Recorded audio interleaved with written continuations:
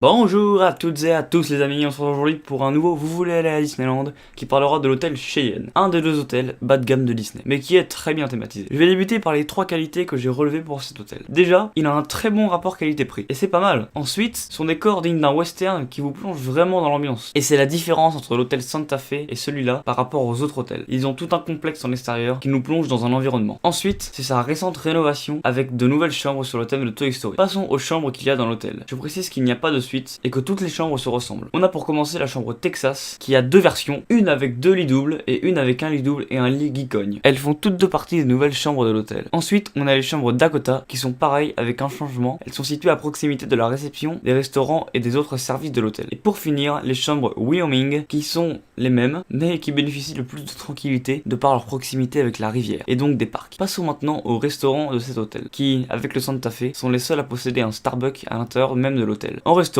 il y a le Chuck Wagon Café qui se présente sous forme de buffet et qui permet de prendre son petit déjeuner. Ayant déjà séjourné quelques fois dans cet hôtel, je peux dire que le petit déjeuner à l'intérieur de cette grange est insupportable. Il y a vraiment beaucoup de bruit et trop d'écho. C'est presque impossible de déjeuner tranquille avant sa journée sur le parc. En autre restaurant, ou plutôt bar, il y a le Red Garter Saloon qui reprend les codes des saloons en nous immergeant vraiment dans l'ambiance Far West. L'hôtel comporte très peu de loisirs, mais on peut en compter quelques-uns. Déjà, comme tous les autres hôtels Disney, il y a une boutique Disney. Vous pouvez rencontrer les personnages Disney, le plus souvent Woody et Jessie, et vous pouvez faire des promenades à dos de poney, mais bien sûr, c'est payant. Pour finir, je conseillerais cet hôtel aux personnes avec un budget plus modeste, mais qui veulent quand même profiter d'un hôtel Disney et des avantages, comme les heures de magie en plus. Ou alors, si vous êtes fan de western et que le bruit au petit déjeuner ne vous dérange pas. Et bien voilà, cette vidéo est terminée.